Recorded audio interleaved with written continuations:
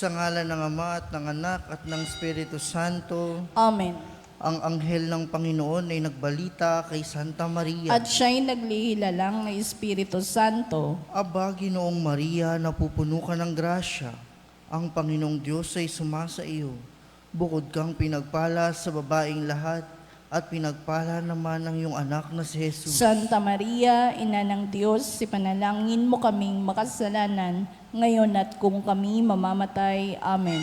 Narito ang alipin ng Panginoon. Maganap nawa sa akin ang ayon sa wika mo. Aba, Ginoong Maria, napupuno ka ng grasya.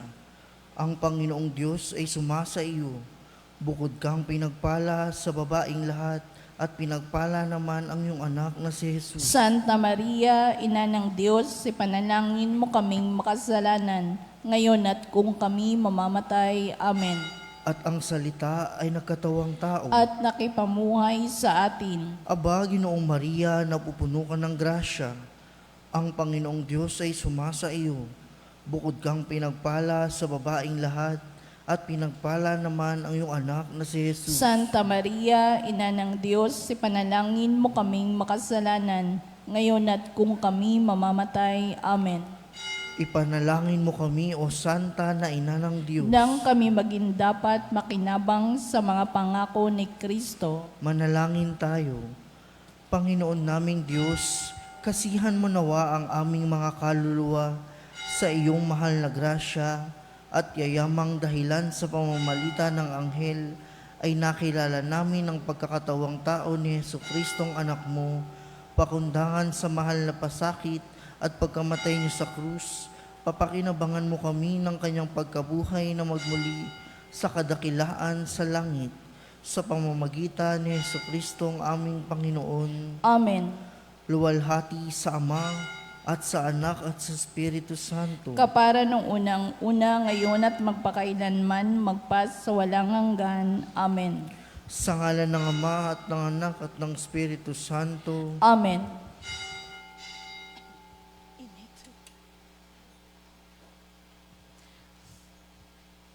At ang mamumuno po sa ating banal na pagdiriwang ngayon ay ang atin pong Kura Paroko, Reverend Father Douglas D. Badong.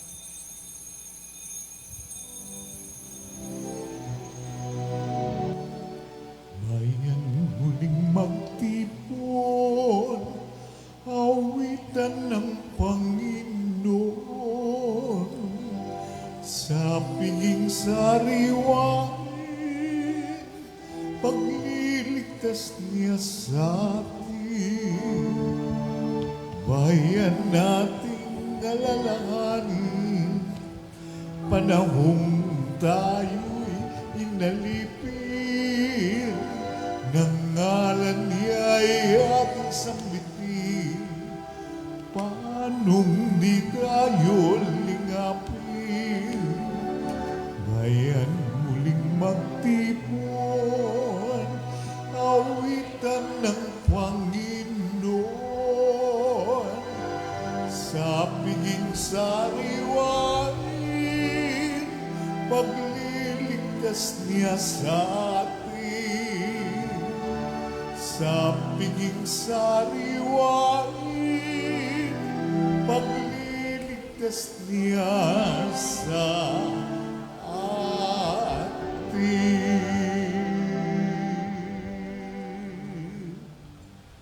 Sa ngalan ng Ama at ng Anak at ng Espiritu Santo, Amen. ang pagpapala ng ating Panginoong Hesu Kristo, ang pag-ibig ng Diyos Ama, at ang pakikipagkaisa ng Espiritu Santo naway sumainyong lahat. At sumaiyo rin. Ngayon po ay ginugunita natin ang kapistahan ni San Agustin, isang obispo at pantas ng simbahan.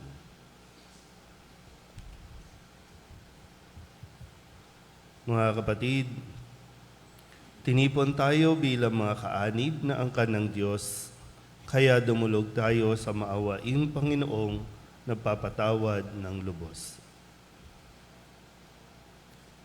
Sinugong tagapagpagaling sa mga nagsisisi, Panginoon, kaawaan mo kami. Panginoon, kaawaan mo kami.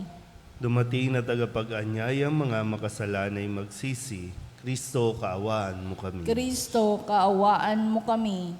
Nakaluklok ka sa kanan ng Diyos Ama para ipamagitan kami. Panginoon, kaawaan mo kami. Panginoon, kaawaan mo kami. Kaawaan tayo ng makapangyarihang Diyos, patawarin tayo sa ating mga kasalanan at patnubayan tayo sa buhay na walang hanggan. Amen. Manalangin tayo.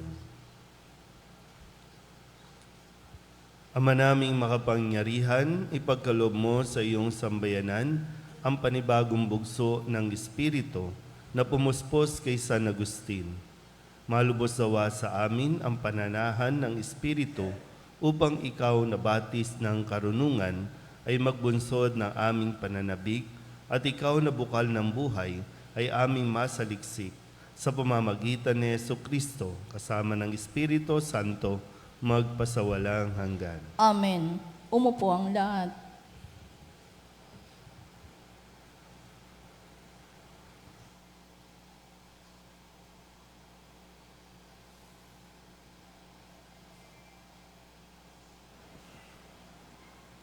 Pagbasa mula sa ikalawang sulat ni Apostol San Pablo sa mga taga-Tesalonika.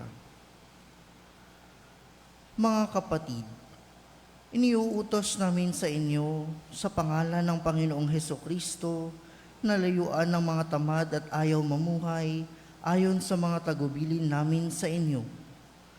Alam naman ninyo na dapat ninyong tularan ang aming ginawa.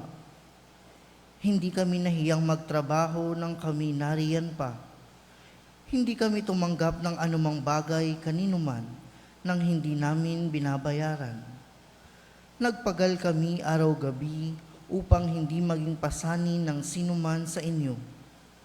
Ginawa namin ito dahil sa wala kaming karapatang maghintay ng inyong tulong, kundi upang kayo bigyan ng halimbawang dapat sundan. Nang kasama pa namin kayo, ito ang tagubiling ibinigay namin sa inyo. Huwag ninyong pakanin ang sinumang ayaw gumawa. Ang Panginoon na bukal ng kapayapaan ang siya nawang magkaloob sa inyo ng kapayapaan sa lahat ng pagkakataon. Naway sumainyong lahat ang Panginoon. Akong si Pablo ang sumulat ng pagbating ito. Binabati ko kayo. Ito ang aking lagda sa lahat ng sulat ko. Ganito ako sumulat. Naway sumainyong lahat ang pagpapala ng ating Panginoong Hesukristo. Ang salita ng Diyos. Salamat sa Diyos. Salmong tugunan ang atin pong itutugon. Mapalad ang sumusunod na taong may takot sa Diyos. Tayo pong lahat. Mapalad ang sumusunod na taong may takot sa Diyos. Mapalad ang bawat tao na sa Diyos ay may takot. Ang maalab na adhikay sumunod sa kanyang utos. Hindi siya magkukulang sa anumang kailangan. Ang buhay ay maligaya't uunlad ang kanyang buhay. Tugon. Mapalad ang sumusunod na taong may takot sa Diyos. Ang sinumang kung ang Diyos buong pusong susundin, buhay niya ay uunlad at laging pagpapalain. Mula sa Siyon, pagpapala nawa ng Diyos ay tanggapin at makita habang buhay pag-unlad ng Jerusalem. Tugon. Mapalad ang sumusunod na taong may takot sa Diyos. Tumayo ang lahat.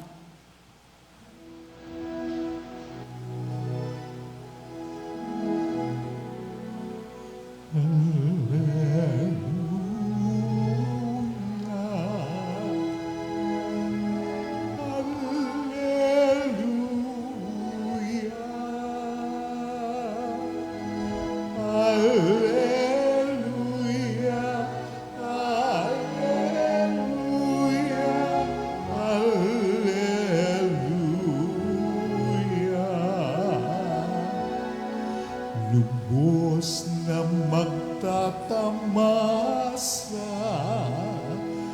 ng pag-ibig ng Diyos Ama. ang sumunod sa anak niya. Alleluia, Alleluia.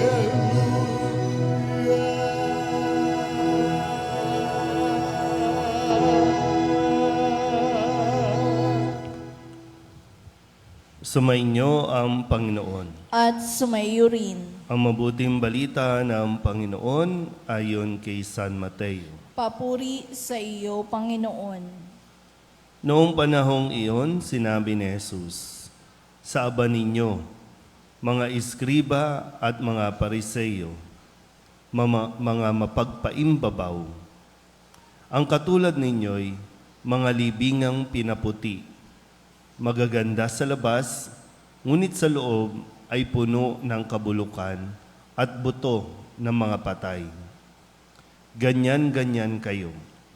Sa paningin ng tao'y mabubuti kayo. Ngunit ang totoo, punong-puno kayo ng pagpapaimbabaw at kasamaan.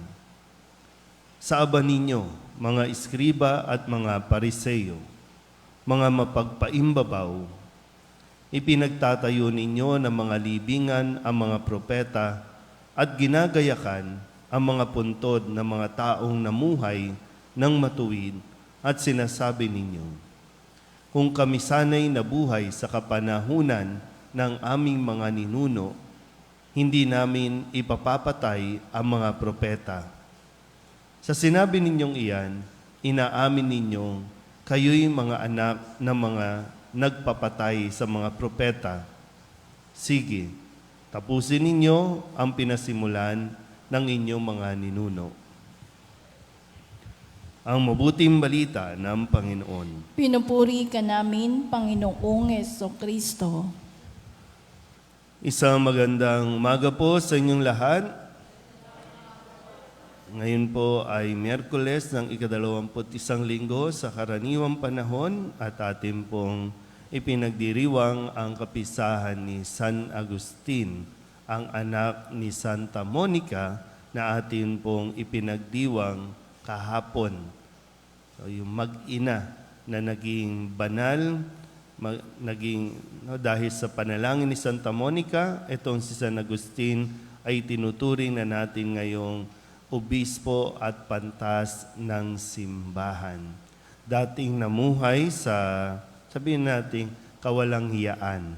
Namuhay sa katulad ng paniniwala ng kanyang ama na isang pagano, bagamat matalino, mahusay, talentado, pero dahil nga sa upbringing o dahil sa kanyang nakamulatan sa kanyang ama, kung kaya't naging gano'n na rin ang kanyang pamumuhay, pero sa tulong ng panalangin, ng pag-iyak, na may kasamang panalangin ni Santa Monica, kung kaya't si San Agustin ay na-convert sa pananampalatayang Kristyanismo at simula noon, siya na ngayon ang naging tagapagtanggol ng simbahan laban sa mga maling katuruan o mga heresies noong panahong iyon. Kaya malaking pasasalamat natin sa kanya at isa rin yan sa pagpapakita na ang isang taong kahit na masama ay talagang o makasalanan na ituring ay laging mayroong pagkakataon para maging mga banal o maging mabuti. Hindi natin sinusukuan dapat kung paanong ang Diyos ay hindi rin tumitigil. Kumbaga naghihintay lamang ng tamang panahon, tamang pagkakataon. Kaya makikita natin na kahit na pilitin natin at mahirap pilitin ng isang taong maging mabuti kung ayaw talaga niya at kung hindi pa din talaga panahon na itinakda ng Diyos.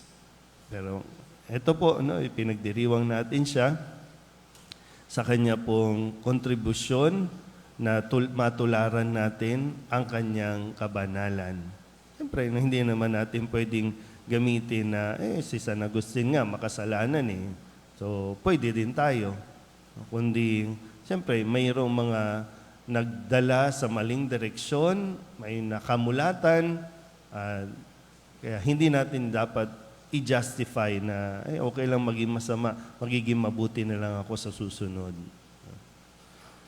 At sa nangyayari sa ating paligid ngayon, no, sa mga bangayan, sa ating gobyerno, sa mga nakawan, sa mga rally-rally na mga nangyayari, napakabilis po na manghusga.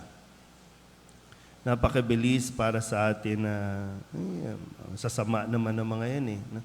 Mga plastika naman ng mga yan. Madaling magsabi po niya. No? Pero ngayon, ang paalala sa atin, nawa ay sikapin natin na huwag tayo mahulog sa tukso na husgahan ng isang tao na sila ay masama. Kundi ang paalala sa atin ay tayo na mismo, suriin na natin muna ang ating mga sarili kung tayo ba ay nagiging mapagpaimbabaw din. Kasi tanging ang Diyos ang may karapatang humatol at humusga sa ginagawa ng isang tao. Dahil siya lang din naman ang nakakaalam kung ano ang nilalaman ng ating mga puso. Yung hindi nakikita ng tao, ang Diyos ang nakakakita. O pwede masabi na tayo, dahil nagsisimba araw-araw, mabait tayo, banal tayo. Pero hindi rin nakikita yung kalooban natin, yung struggle din natin sa kalooban natin. Kaya sino tayo para humusga? Bagamat, sikapin natin na mamuhay ng tama at mabuti. Sikapin natin na kung ano ang nakikita sa labas, yun din ang sinisikap natin maisabuhay natin. Kasi dito, talagang derechahan na sinabi ni Jesus. Ulitin ko po, si Jesus lang ang may karapatan na talagang humusga. Kung sinabi niya, sa aba ninyo, mga pariseyo, mga iskriba, mga mapagpaimbabaw. Birin niyo yung ginamit na halimbawa, para kayong mga libingan, mapuputi sa labas, magaganda sa labas, pero yung loob, nabubulok, o kaya naman mga buto ng patay. Medyo mabigat talaga yun, kung dederechahin ni Jesus, kung lalagay natin ating mga sarili, nakausap na Jesus, na magaganda ang itsura, magaganda ang postura, matatalino din, tapos sasabihan tayo na mga mapagpaimbabaw para kayong mga libingan na bubulok sa loob. So sikapin natin na mas unahin natin yung kalooban, suriin natin lagi, magkaroon tayo ng discernment, pagninilay sa kung ano ba ang nangyayari dahil kahit anong ganda sa labas, hindi niyan matatakpan ang ating pong mga ugali. Yan, di ba sabi, you cannot buy class. Kahit ano pang make-up, palamuti, mga alahas ang ilagay, kapag hindi natin inayos ang ugali natin, lalabas at lalabas pa rin ang kapangitan ng ating ugali na siyang paanyaya sa atin na baguhin natin, ayusin natin ang ating mga ugali. Amen?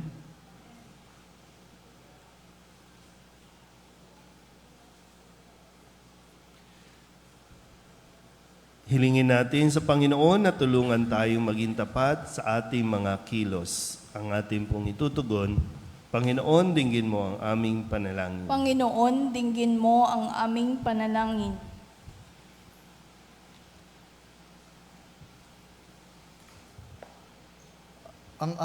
Sa ating buhay bilang bayan ng Diyos, naway matugunan natin ang mga hamon ng Ebanghelyo sa pamamagitan ng ating tapat na pagsaksi.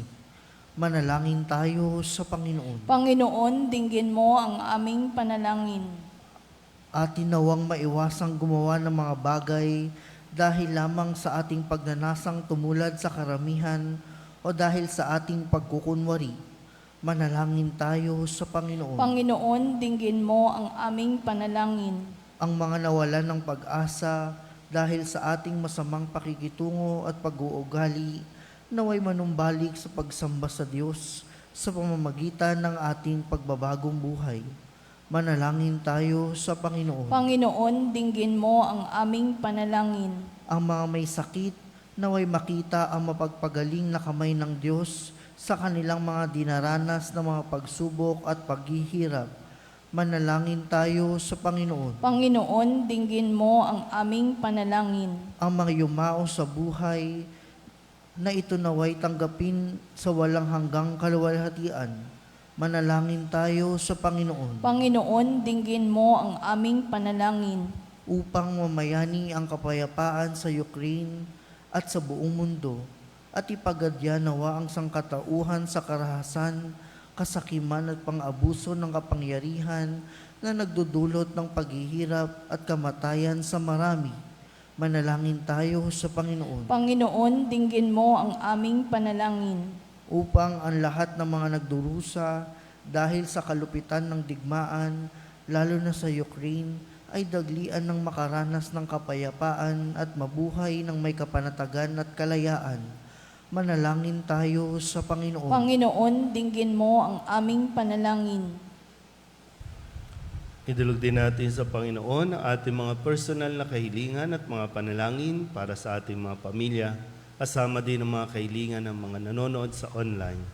Lahat ng mga misang pasasalamat, espesyal na intensyon, agarang paggaling ng mga may sakit, lahat ng mga kaluluwa na iniling na ipagdasal sa misang ito.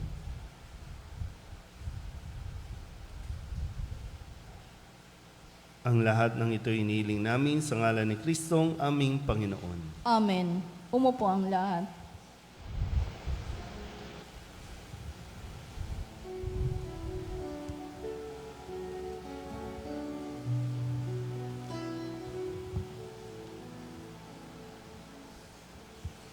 Panginoon, aming alay,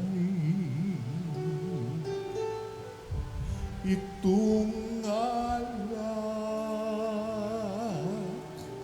at tinapay sa altar mo. Ilalagay, tanggapin sa iyong kamay. Manalangin kayo mga kapatid upang paghahain natin ay kalugdan ng Diyos amang makapangyarihan. Tanggapin nawa ng Panginoon itong paghahain sa iyong mga kamay, sa kapurihan niya at karangalan sa ating kapakinabangan at sa buong sambayanan niyang banal. Ama naming lumikha, sa pagdiriwang namin, sa pagtubos ng iyong anak sa amin, maihain nawa ang ngayong ginugunita si San Agustin ang pakikinabang sa matapat na pagsasama sa panandang ito ng pag-ibig at pagkakaisa sa pamamagitan ni Jesucristo kasama ng Espiritu Santo magpasawalang hanggan. Amen. Sumainyo ang Panginoon. At sumaiyo rin. Itaas sa Diyos ang inyong puso at diwa. Itinaas na namin sa Panginoon. Pasalamatan natin ang Panginoong ating Diyos. Marapat na siya ay pasalamatan. Ama naming makapangyarihan, tunay ngang marapat na ikaw ay aming pasalamatan sa pamamagitan ni Jesucristo na aming Panginoon. Ngayong si San Agustin ay pinararangalan sa pamumuhay niyang totoong uliran at pagiging maaasahan sa panunungkulan, kaya't si Jesucristo na maaasahan sa katapatan ay inihahayag sa pangangasiwa sa sambayanan. Ang malasakit ng mga ulirang tagapangasiwa noon ay napapatuloy magpahanggang ngayon sa mga panalangin kanilang iniuukol, kaysa ng sambayanan mong dito'y nagtitipon. Kaya kaysa ng mga anghel ang sisiawit ng papuri sa iyo, nang walang humpay sa kalangitan, kami nagbubunyi sa iyong kadakilaan.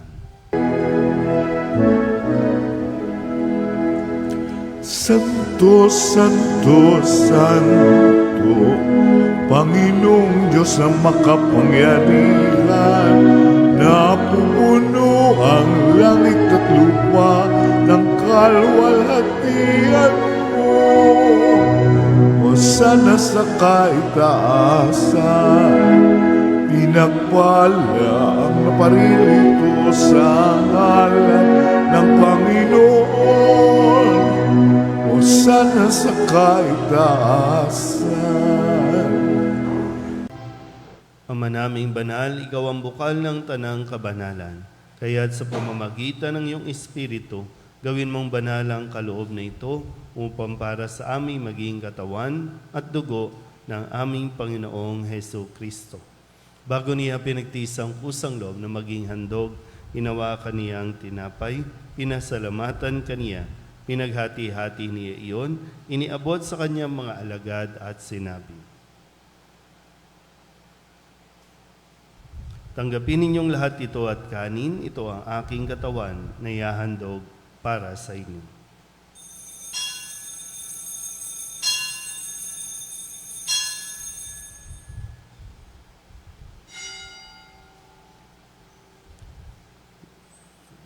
Gayun din naman nang matapos ang hapunan, hinawakan niya ang kalis, muli kaniyang pinasalamatan.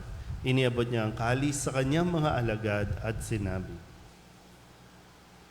"Tanggapin ninyong lahat ito at inumin. Ito ang kalis ng aking dugo, ng bago at walang hanggang tipan, ang aking dugo na ibubuhos para sa inyo at para sa lahat, sa ikapagpapatawad ng mga kasalanan. Gawin ninyo ito sa pag-alaala sa akin."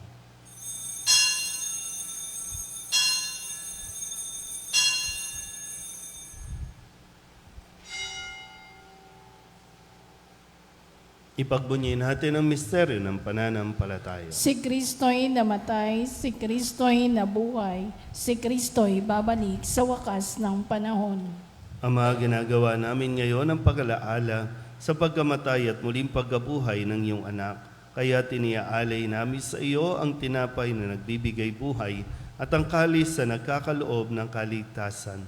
Kami napapasalamat dahil kami iyong minarapat na tumayo sa harap mo para maglingkod sa iyo. Isinasamo namin kami magsasalo-salo sa katawan at dugo ni Kristo ay mabuklod sa pagkakaisa sa pamamagitan ng Espiritu Santo. Ama, lingapin mo ang iyong simbahang laganap sa buong daigdig.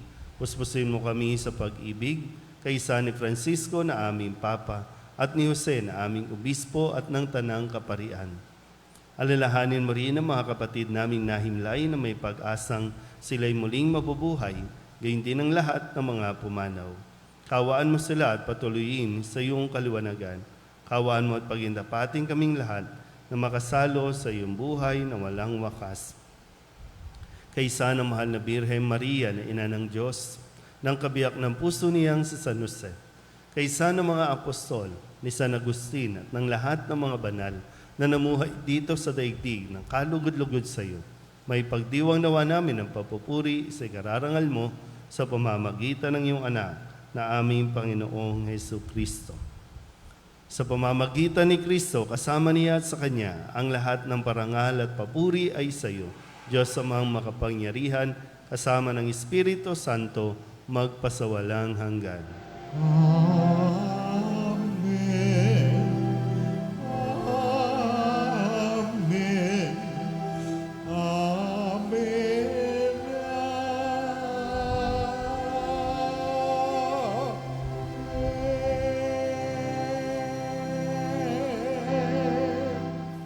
Sa tagubilin ng manakagagaling na utos at turo ni Jesus sa Panginoon natin at Diyos, ipahayag natin ang lakas loob.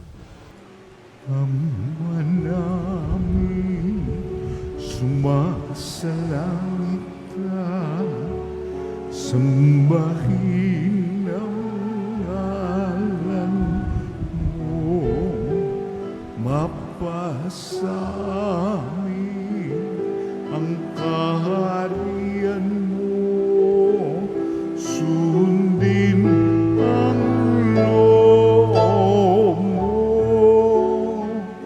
dito sa lupa para ng sa langit. Bigyan mo po ngayon ng aming kakanin sa araw-araw at patawarin mo kami sa aming mga sala para ng pagpapatawad namin sa nagkakasala sa amin at huwag mo kaming ipagdulot sa tukso at yadya mo kami sa lahat ng masama. Hinihiling namin kami iadya sa lahat ng masama, pagkalooban ng kapayapaan araw-araw, iligtas sa kasalanan at ilayo sa lahat ng kapahamakan, samantalang aming pinananabikan ang dakilang araw ng pagpapahayag ng tagapagligtas naming sa Jesucristo. Sapagkat iyo ang kaharian at ang kapangyarihan at ang kapurihan magpakailanman. Amen. Panginoong Jesucristo, sinabi mo sa iyong mga apostol, kapayapaan ang iniiwan ko sa inyo, aking kapayapaan ang binibigay ko sa inyo. Tunghayan mo ang aming pananampalataya at huwag ang aming mga pagkakasala. Pagkalooban mo kami ng kapayapaan at pagkakaisa ayon sa iyong kalooban, kasama ng Espiritu Santo, magpasawalang hanggan. Amen. Ang kapayapaan ng Panginoon ay laging sumainyo. At sumaiyo rin. Magbigayan po tayo ng kapayapaan sa isa't isa.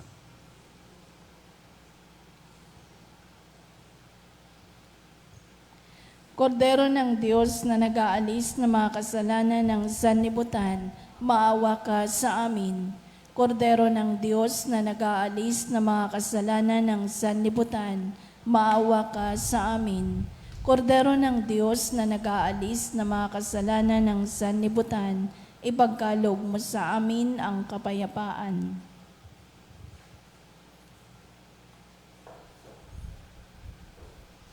Ito ang kordero ng Diyos. Ito ang nag-aalis ng kasalanan ng sanlibutan. Mapalad ang mga inaanyayahan sa kanyang piging. Panginoon, hindi ako karapat-dapat na magpatuloy sa iyo, ngunit sa isang salita mo lamang ay gagaling na ako.